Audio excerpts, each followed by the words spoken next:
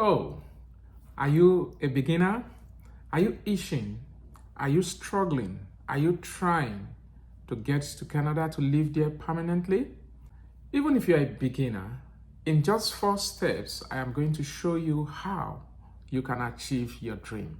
So stay with me on this video just till the end and you will see 4 different routes that you can use to come, all by yourself.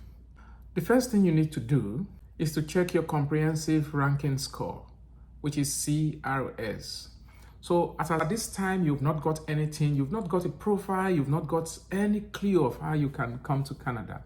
So what you need to do is to check your eligibility, which of these routes that you can use. It is simple.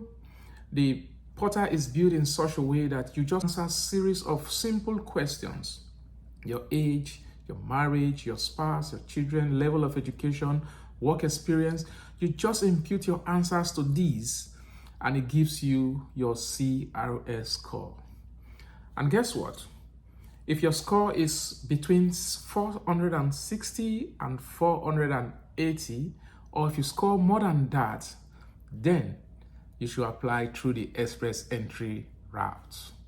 This is so because the express entry route gives you the fastest time frame for you to get to Canada, which is roughly about 6 months if every other factor remained constant. But what if you score a lower CRS score? That is not the end of the world. You only think of the next route. This time around, you need to look towards the PNP. The PNP is Provincial Nominee Programs. The 10 provinces and 3 territories all run their different provincial nominees program. So you take a look at each of them and see the one that is easy for you to go through. This is something that is crucial if you are actually looking for a way to come to Canada. What if your IELTS score is low? There are some PNPs that are looking at people, or they invite people with low IELTS score. And one of those provinces is Saskatchewan. So take a look at the SNIP. That will be your surest bet in doing that. Again, what if you have low skill? If you think your skill that you have is lower, you can look now at the Atlantic Immigration Program. You know, before it was a pilot, but now it's a program in which the government of Canada gets people using designated employers that you can search from online and get job with them, and then you will process your PR coming over to Canada. So the provinces of Nova Scotia, New Brunswick, Labrador, and Prince Edward Island, they all run the Atlantic program.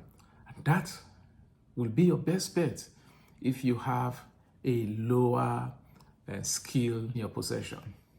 Now, the third step. What if you've tried all of these and there is no success? You've not received an ITA, which is an invitation to apply. Your surest bet next will be the student route. The student route, though, is very, very expensive. You are going to pay more, but it's a guarantee that you are coming over to Canada. Make sure that whatever your institution you are coming is a DLI, that is a designated learning institution, and ensure that your institution is also able to give you a postgraduate work permit at the end of your study. You are starting with the end in mind, not just going to any school. 2 things we've said: ensure that it's a DLI, and ensure that your school is capable of giving you a postgraduate work permit at the end of your study. Once you've done that, you are on the road to securing a permanent stay in Canada. What if you are finding it difficult to get the fund to pay for your school?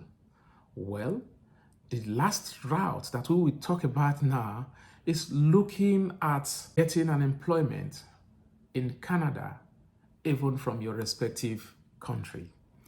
you can look for temporary work.